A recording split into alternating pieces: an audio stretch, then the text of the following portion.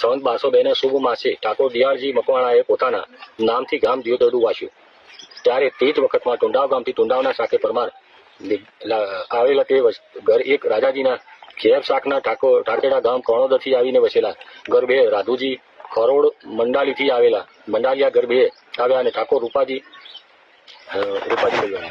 દિયોદરડામાં મકવાણા ઠાકોરો ગામ વાસીઓને વસ્તી વસાવી રબારી શાકે ચરમટા ગામ વિસનગરથી આવીને વસ્યા ઘરે રાવળ ગામ 2 થી આવીને વસ્યા ઘરે કોટવાલ 2 થી આવીને વસ્યા ઘરે વાઘરી ગામ 2 થી લાવી વસાયા ઘરે કુંભાર મારવાડી ગામ વમૈયાથી સાથે આવ્યો ઘરે ઠક્કર પાટણથી ઘરે આવ્યા અને કાચી વમૈયાથી આવી વસ્યા ઘરે કુળદેવી માતા બ્રહ્માણી પૂજા છે.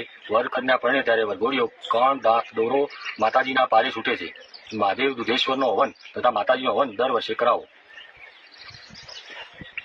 સન 1421ની સાલમાં મોહમ્મદ શાહ બાદશાહ ખંડણી લેવા આવ્યો ત્યારે દિયોદરડા ઉપર ફોજ આવી 1 માસ લડાઈ કરી. પછી ગામ મોમૈયા અને ઠાકોર ગાગીદારજીએ આવી બાદશાહ તથા દિયાળજી મકવાણાને કસમો પાયો, સમજાવટ કરાવી.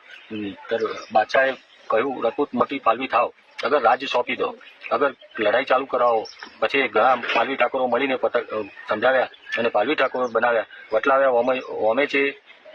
વટલાવ્યા ઓમે છે ત્યાંથી રજપૂત વટ મૂકી દીધો અને ઠાકેડા પાલવીમાં સગા કર્યા. ત્યારે વટલાવ્યા અને બાદશાહ ખુશ થઈ ગરાસ માંડી આપ્યો, વાંટો પછેતો આપ્યો. વીઘા 1100 શેઢા તળાવ નામે બુઢાસર અડધા સુધી શેઢો તથા ગામ બોર તળાવડી પણ છે તે શેમાડા ઉપર શેઢો છે. ત્યાંથી ઓબલી ચારો શેઢો, ત્યાંથી આતમના ધનુ તળાવડી સુધી શેઢો, ત્યાંથી વાઘજીપરા ગામ શેમાડાના પેલા પાર છે. દક્ષિણમાં ગામ વાલીસરાના રસ્તે રાજમાર્ગ ઉપર શેઢો, ત્યાંથી કોઠા સુધીનો શેઢો છે. ગામ લોક લઈ વસાયા ઘણી મકવાણા અને દિયોદરડાની પટલાઈ આપી. વસવાયા વેઠવારો કરી. દવણ ગાય ભેંસ રેડલો બળદ જાનવર દીઠ 4 આના ઉનવાળો ઘેટા બકરા શેકડે ₹2, ઓળે મણ વાદરી ચાકડે મણ અડધો ઘઉં કન્યાકુડી દીઠ ₹11 મકવાણાને આપવા. તે ઉપર પ્રમાણે ગ્રાહક બાદશાહે કરી આપ્યો.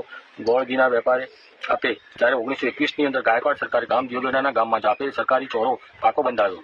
કૂવો ગામથી ઉગમણો કરાવ્યો.